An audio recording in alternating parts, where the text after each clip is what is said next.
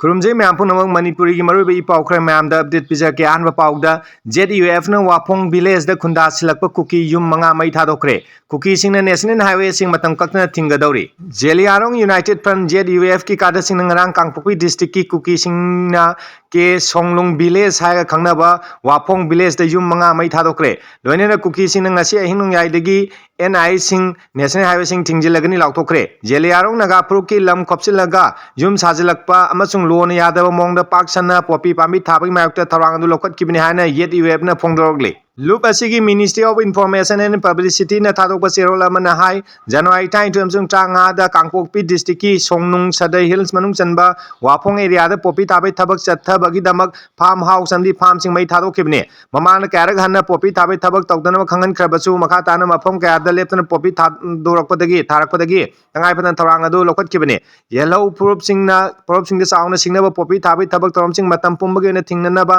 मखा ताना अखनबा तौरम सिंग लौकटकिगनी मपा लेबाक सिंगदगे अयाब यावना संगलकिबा मिटोप सिंगना जेलियारोंग नगा प्रूफ की लम खोपसिनबा अमसुंग पोपी पामी थाबगी थरांग लौकलकपदा तुमिन येंगदुना लेतोकलोय इपा इपु सिंगना थंबिरंबा लम ngak senaba matau taba thabak sing leptan lokakigani haina su cherol asina phongdorgle ZUF na chataramba thong adu yaningdo phongdorna committee on tribal unity kotuna national highway 2 thingjinmai khongjang changchingkhre committee asina thadok cherol amana langjon loi bol kulen खारम वाईफाई अमदी के सोंगलुंग यावना Kangpokpi district लेबा कुकी जोपुर की मियो सिंगना खुंदाबु कुंगंग सिंगना मतम काय ममांगनी कियन खंगनबई थोंग चथादुन लागले खुलाई पाइबा मियोय खरना पोपी पामी थाबा थिंगबगी मिंगदा मिसम यामदा मिपाय पोन बगलोइना खुंजा सिंग पुंगनी लेताना लेहनबा ngamdre हिरम सिंग मतांग लेंगांग मतिक चाबा तौन लखलक त्रबदी ngasi ahinung yaidigi national highway ani amadi national highway 37 matam chupagene thingmai khongjang changsin nabagi pirep lawre hairi अमरम UPF अमदी केन ओनर पुना थादोक चेरोल अमन हाई यू मई थामई थोंगदु कंडेम तौखिबलोइना थौदोक अदुना मरम ओरगा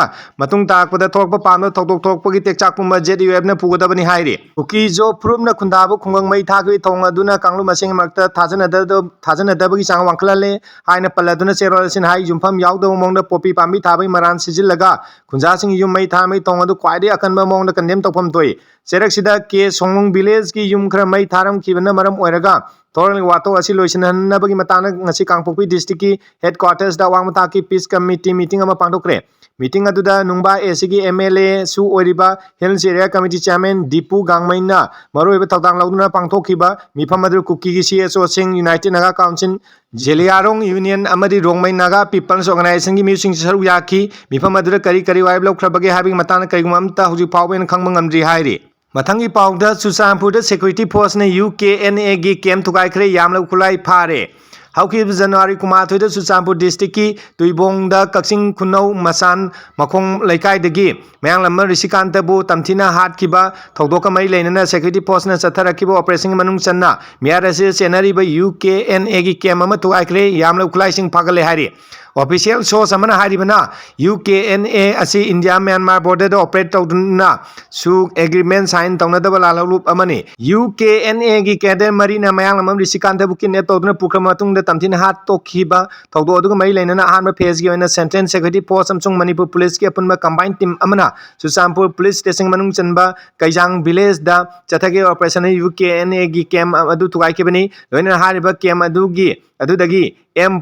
MA 2 Mark 2 राइफल अमा मैगजीन अमा AK मैगजीन अमा तोंगान तोंगानबा कैलिबर की मरु 63 हाई एक्सप्लोसिव हैंड ग्रेनेड अनि चराना केजी 3.5 लुम्बा इम्प्रोवाइज एक्सप्लोसिव डिवाइस अहुम अमसुंग मजल लोडिंग बैरल गन अमा फागखरे अतोप ऑपरेशन अमदना डिस्ट्रिक्ट असिमकी लोयाम कोट चथखिबा ऑपरेशन अमदा RPG राउंड अहुम 30 mm ग्रेनेड मंगा 303 बॉल एक्शन राइफल अमा पंपी गन अनि पंपी सेल अहुम सिंगल बेरेन अनि SBBL कार्ट्रिज कुंतरा फागटकी नाइलॉन विलेज दा चथकी ऑपरेशन दा RPG राउंड अहुम ग्रेनेड मंगा यावना तय अतोप खुलाई के आमसु फागखरे हाइरि मथंगी पाउदा इंडिया की नॉर्थ ईस्ट स्टेट सिंग सिक्योरिटी फोर्स सिंग मेदन तानफम ओइरे जिरीबामदा कुकी खुलाई पाइबा तरा हाटखिबा असिस्टेंट कमांडेंट सौरिया चक्र पिखरे सही असिगी हुमदा तेलक सुबा रिपब्लिक डे थोरम दा ममांग सही जुलाई दा म्यांमार गा लोनबा ngamkhoi दा मिलिटेंट सिंग मथदे अटैक चथखिबदा मरुइबा थौदांग लौखिबा आर्मी ऑफिसर कुमातोय पेरा स्पेशल फोर्सेस की लेफ्टिनेंट कर्नल घतागे